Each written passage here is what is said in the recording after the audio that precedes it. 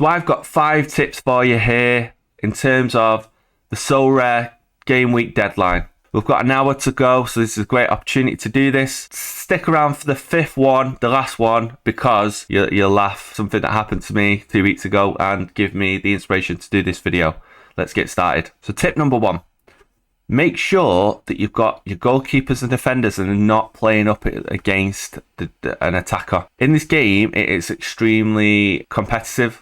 And to do well in this game, you need to smash it. You need 5 greens to win. So give yourself the best chance possible. So when you get to this point and your teams are all in, you want to go through and just think, can I swap this goalkeeper into this other team? Things like this will actually save you money over the course of a year. All these little tips, they all help. Getting yourself into a bit of a process to run through these things is good. Maybe write them down and have a little checklist to go through each game week. So tip number 2 is have a look at the game reward. Now, this is an interesting situation this week because of the amount of teams that are playing. So I've gone with the Champion Europe division. So let's just have a look at the prize pool. So there's only 1 star available for this. Now, if I had the players to be able to do this, it might even be better to go in All-Star Pro. So let's have a look. So there we go. There's actually 7. There's actually 7 card rewards in All-Star Pro. So that's made me think, actually, the only problem is I don't actually have the All-Star players to actually do that. So that is a tricky decision indeed. There might even be a case to go in All-Star as well, but the only problem with All-Star is you're going to have everyone scrapping a team together. They've only got 2, which is pretty crazy. Only 2 stars in global. And how many participants in there? 5,506 in there. Champion Europe's got 348 and All-Star Pro's only got 440. So that is a good indication there of why All-Star Pro might even be a better shout to go into, because there's a lot more stars there, and that's made me really think.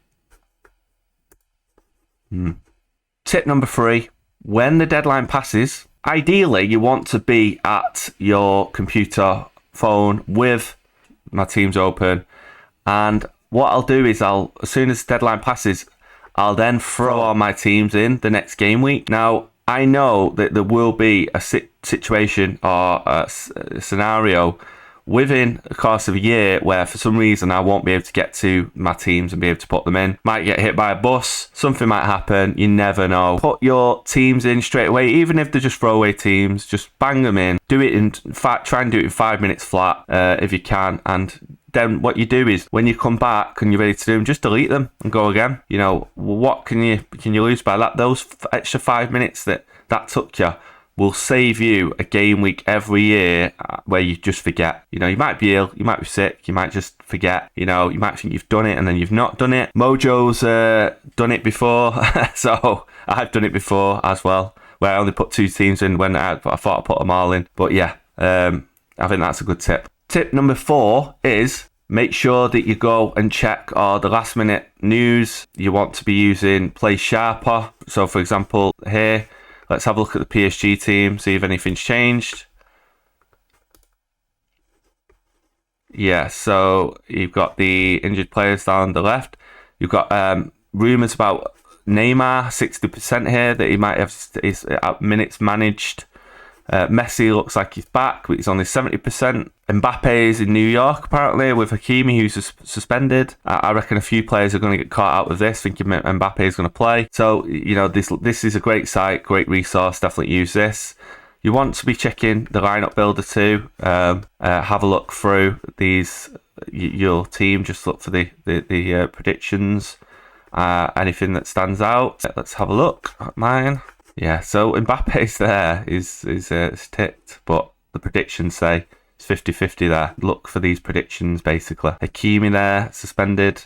So I've got that one. Mayer there, I've got his super rare. Yeah, you know, is it worth the risk? It's got 71% there if I want to go in All-Star Pro.